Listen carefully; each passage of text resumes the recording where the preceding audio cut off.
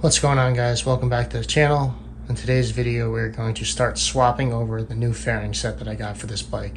So this is the last time you're going to see it in the silver color, and it actually doesn't look that bad. I've never had a silver bike before, but it looks pretty decent. I gotta say, when it's cleaned up, it's really not that bad. So it's a shame the owner didn't have the original front cowl that was gray, but not a big deal because, like I said, I'm not going to plan to keep this thing gray anymore. But yeah, so this is just last look of it. All right, so here's the box that the fairings came in. Obviously, I'm not going to film taking it out because you've seen this plenty of times, and you know the packing's always good on this stuff. So I'll start swapping out the fairings now. All right, so we have our tailpiece all set. See the lines like basically fit perfectly for the most part. And it looks really great. This is going to look awesome on the bike. So I did have to do a little bit of modification. So these parts over here, I had to ream them out just a tiny bit.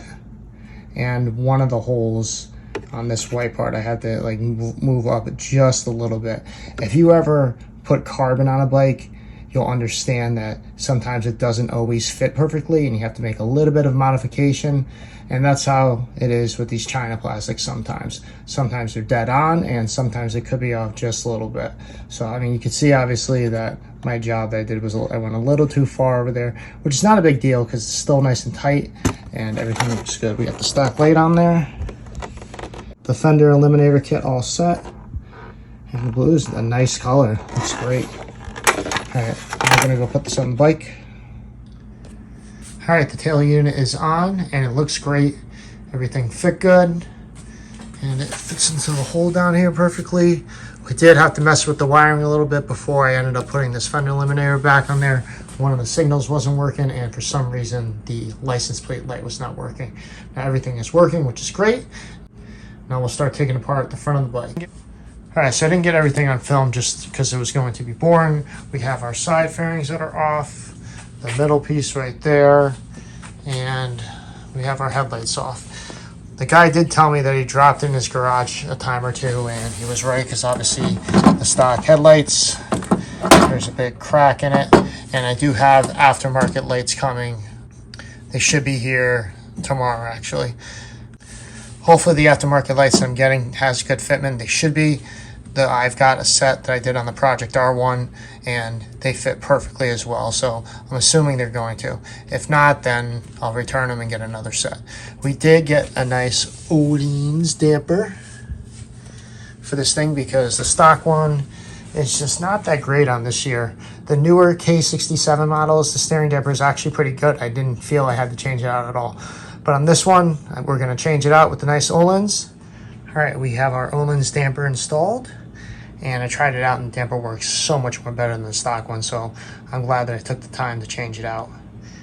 We also have our white tank to go along with the scheme. And we drained the gas out of the gray one. And we're going to take the fuel pump and swap that over to the white tank. Fuel pump is installed and we have the white tank on the bike now. We also are going to swap out the front fender. We have the front fender installed. We did clean up the forks and tried to get these pieces, which we won't really have access to later on. All right, we have our seat back on that we're going to use for now. We'll change that out with a different seat cover later on, but we just want to get the thing fully assembled so that I can still ride this thing. We have these pieces on both sides. This we just need to bolt on. And this is basically buttoned up over here for the most part. Next, we're going to have to install the new headlights with the new front cowl, and we're going to put HID bulbs in here.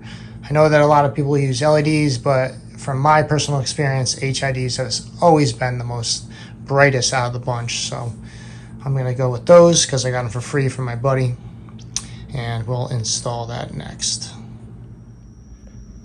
So part of the things that we're doing is we are drilling out these dust caps for the lights because we're going to be installing some HID headlights. I know there's LED headlights available, but in my experience, HIDs have always been just a little bit more brighter. And obviously with this gen, it doesn't have the best lighting in my opinion, so we're doing whatever we can to get the most light out of it. So yeah, we just use the Dremel. We'll actually use the drill a hole first, then we use the Dremel and just reaming it out, going slowly. And obviously what you want to do is you want to make it just big enough so that this part right here goes through it, and then you got this to seal it. And then these are actually made for the bike because my buddy had it on his bike years ago. Yeah, so I'm pretty pumped. These are going to work great, and I can't wait to install them into the bike. I'll have to clean this up a little bit because it looks like shit, but we'll clean this up.